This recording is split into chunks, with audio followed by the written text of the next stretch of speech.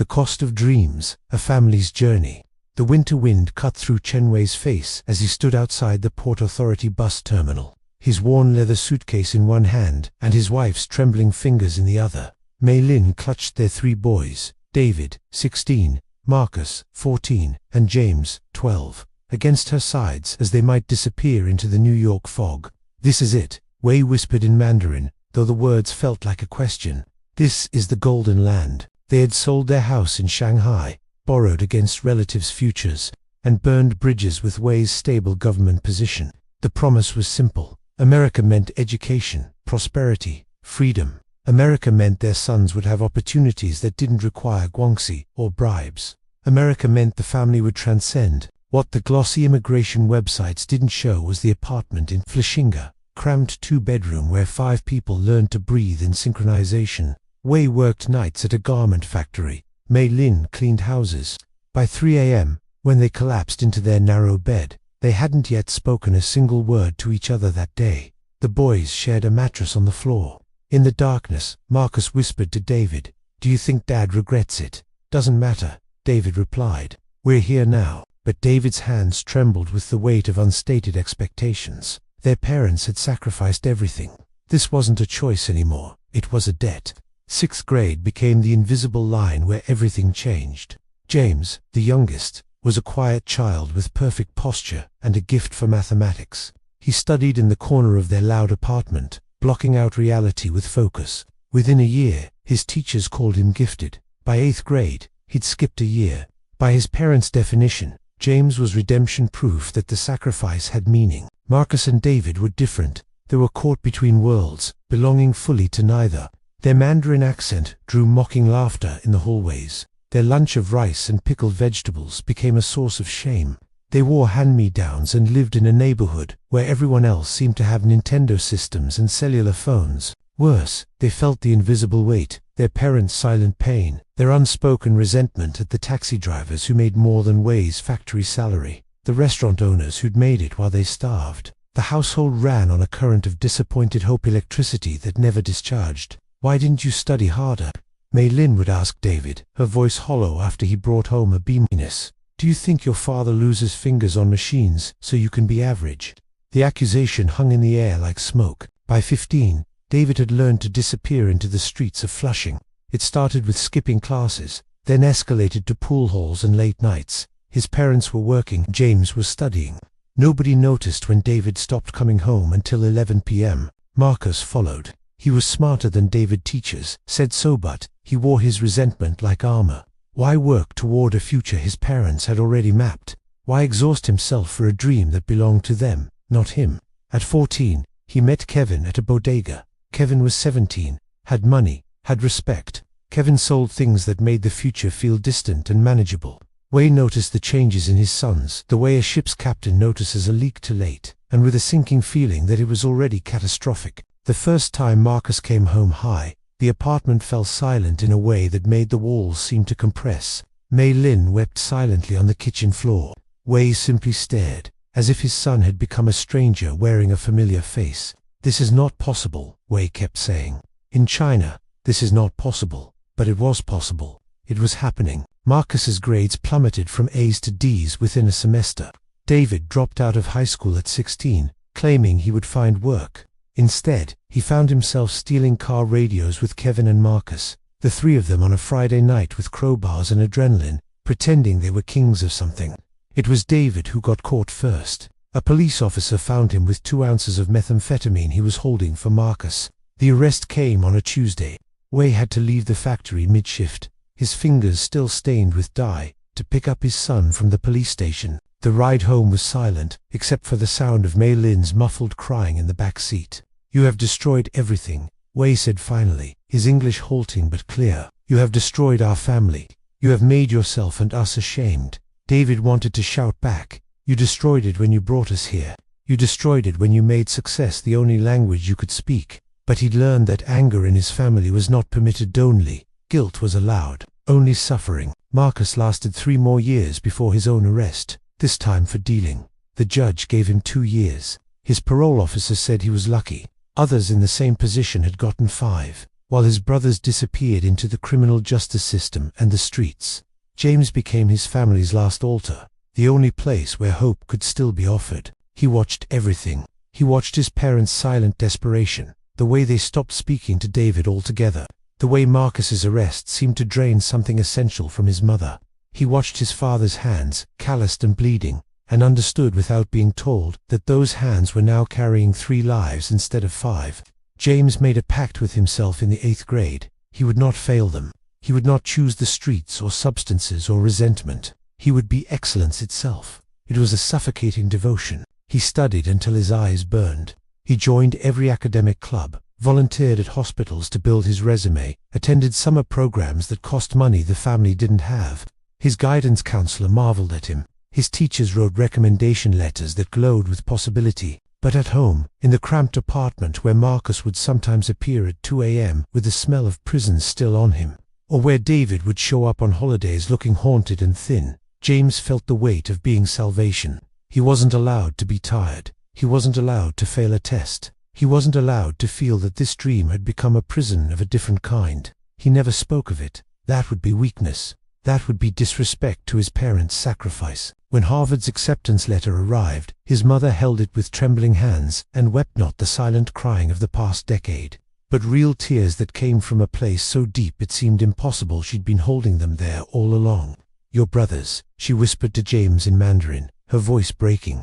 "Your brothers destroyed themselves. But you understood. You kept going. You understand what family means." James felt something crystallize in his chest then, something that would later require therapy to understand. The resentment of being the redemption, the loneliness of being the only one who was allowed to survive. 22 years after arriving at the Port Authority bus terminal, Dr. James Chen stood in a Harvard Medical School lecture hall, preparing his notes for a cardiac surgery symposium.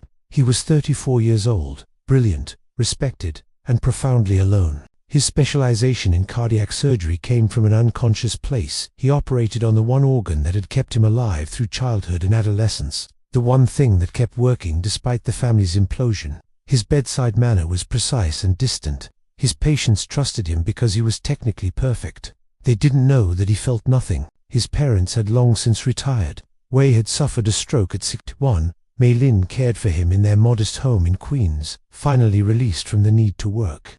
The dream had come true, just not the way they'd imagined. Their house was bought by their survivor, not by their collective assent. Their pride was real and their regret was equally real. David had served his time and found work in construction. He'd never married, never had children. He visited his parents once a month, and there was a tenderness between him and his mother that spoke of decades of forgiveness, though nobody ever said the words aloud. Wei, in his silence after the stroke, seemed to have absolved them both. Marcus had it the worst. He'd been released 5 years ago and couldn't find a path back to legitimacy. His record closed every door. He worked under the table for contractors, living in a room in Jackson Heights with 3 roommates, smoking himself into a different kind of oblivion. He was 41 and looked 60. He hadn't spoken to his father in 8 years. It was a heart attack that brought James home. Not symbolically his father's biochemically massive MI at 3 a.m., and Mei Lin calling an ambulance while James, still dressed in his surgical scrubs from a 16-hour shift, drove to Queens instead of to the hospital. He arrived to find his father in the ICU, and something broke inside him that his scalpel could never repair. For the first time in his adult life, James cried not the controlled grief of a professional, but the raw, gasping sobs of a 34-year-old boy who understood that his entire life had been constructed as a way to avoid exactly this. The moment when achievement meant nothing, when excellence couldn't buy salvation, when his parents were just people who had wanted more and lost almost everything trying to get it. His mother sat beside Wei's bed, holding his left hand while his right was numb from the stroke, and she looked at James with an expression of such complete exhaustion that it transcended words. "I'm sorry," James whispered. In that moment, he didn't know what he was apologizing for: his brother's failures, his own distance, the way he'd become the repository of all their hopes, the way his success had somehow made their suffering more acute rather than more bearable. Mei Lin squeezed his hand. "Don't be sorry. Be present." It took his father's heart attack to teach James that he'd learned his family's lessons too well. The value of success without joy, the achievement of dreams that tasted like ash, the way holding on could mean slowly disappearing. 2 months after Wei's hospitalization, James sat with Marcus at a diner in Jackson Heights. His brother was rail-thin, his eyes hollowed by substances and circumstance, but he was there. James had called him. For the first time in a decade, James had reached out. "I didn't become a doctor to fix this," James said quietly, pushing a cup of coffee across the table. "I thought achievement was the antidote. I thought if I was perfect enough, our family wouldn't be broken." Marcus' laughter sounded like wind through a broken window. "We were already broken before we got on the plane, bro. We've just been collecting more broken ever since." "That's not fair," James started, but Marcus held up his hand. "It's not about fair, it's about choice. I chose wrong. You chose right. David's somewhere in between." "But the thing is," Marcus paused, stirring his black coffee in slow circles. "The thing is, none of it mattered as much as we thought it did. Dad worked those factory jobs, thinking he was building a future. And he did, but he missed everything. He missed us. And now he's in a wheelchair, and we're all pretending that everything turned out okay, because you're a fancy doctor." The words hit James with the weight of truth finally spoken. "So what do I do?" James asked, and he sounded like the 12-year-old boy who'd arrived in Queens, confused and terrified. Marcus looked at his brother, really looked at him, seeing past the credentials and the tailored suit and the surgical confidence to the person underneath, just as broken as the rest of them, just better at hiding it.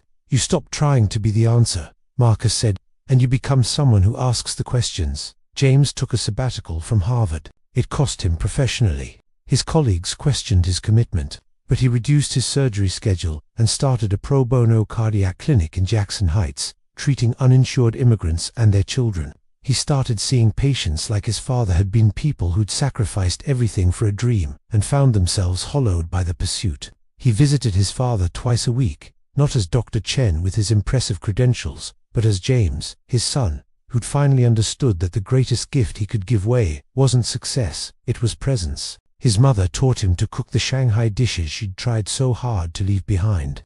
While they prepared red braised pork belly and hand-pulled noodles, Mei Lin told him stories about her own childhood, about the dreams she'd had before she learned that dreams required sacrifice. She told him about the early days in New York, when David was still hopeful and Marcus still believed he could be anything. David started bringing his own son, James's nephew, already 6 years old, a child James had barely known, to Sunday dinners. The boy was bright and uncertain, caught between his father's criminal past and his uncle's medical future, not yet knowing which story was his to tell. And Marcus, slowly, started finding his way back. It was neither dramatic nor complete. He would always carry the weight of his choices. He would always struggle with recovery and relapse and the slow work of rebuilding a life from fragments. But he started attending community college classes, one semester at a time, studying business administration with the kind of determination born from understanding exactly what failure costs. 5 years after his father's heart attack,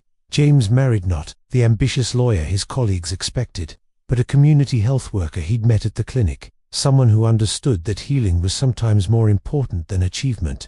Wei Chen passed away peacefully in his sleep at 82, surrounded by his family in their home. His last words were to all 3 of his sons, gathered around his bed: "You came here, you stayed." That was always enough. The funeral was small but real. No pretense, no performing, just a family that had fractured and slowly, painfully, begun finding ways to be whole again, not the way they'd imagined in Shanghai, not the way they'd dreamed at the Port Authority bus terminal, but in a way that was theirs. Dr. James Chen still performed surgeries at Harvard, but now he also spent his time training other doctors from immigrant families, teaching them that excellence and compassion weren't the same thing, that achievement could be hollow if it came at the cost of presence. David had become a supervisor in his construction company, a quiet man with steady hands and a son who was learning the value of both hard work and showing up. Marcus had never fully escaped his demons, but he'd become a counselor for formerly incarcerated people, using his own failures as a credential that no credential could match. He started a program specifically for the children of immigrants, teaching them that there were other ways to honor your parents besides destroying yourself. The family that had arrived at the Port Authority bus terminal chasing a golden dream had discovered something harder and more precious, that sometimes holding on meant learning when to let go, that family values weren't about money or status, and that the greatest inheritance wasn't the house you bought or the degree you earned, but the presence you chose to give, again and again, to the people who mattered most. If you enjoyed this story, don't forget to subscribe, like, and share for more captivating stories.